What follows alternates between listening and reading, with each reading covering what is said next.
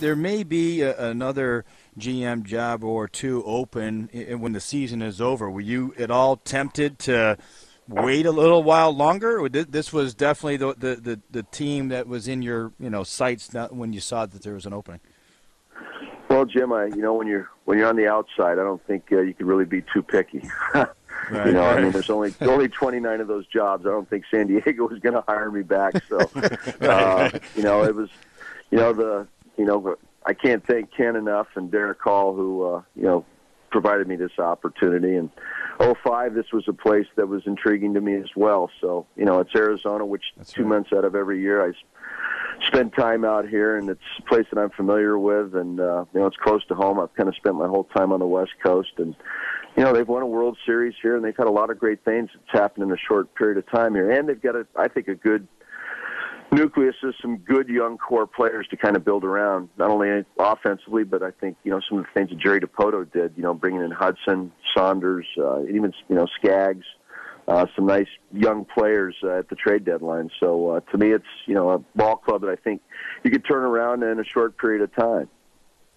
Hey, Kev, I know you had a chance to talk to Kirk Gibson. I know it was I saw your press conference. You said it was you expected 30 minutes. You ended up going 2 hours. You liked the look. I mean, in terms of what you're looking for in a manager, is Kirk that type of guy? Well, you know what?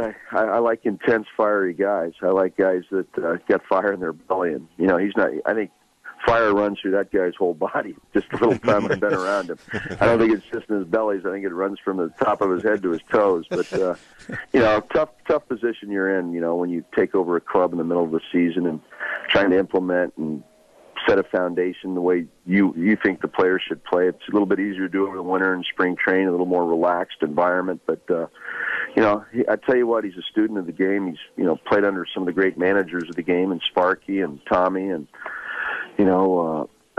Jim Leland. And, I sat with him about another hour after the game last night. And I tell you what, he's probably a lot more detail-oriented than a lot of people think, and doing his research and his homework and preparation. And, the key thing is just making sure that, a young manager has the right support staff around him. It's no different than a GM. You have to have good people. I think there's some good people currently here, and I'm just anxious to hear kind of what he thinks of his current staff right now, and that if there are changes to be made, who are some people that would be on his list. And, he's a guy that I'm looking forward to really getting to know a lot more over the next week, 10 days. But I like the presence. Reminds me a little bit of Boch, just on actually the way he moves. He kind of moves like Boch. He's probably got a little bit better knees than Boch had.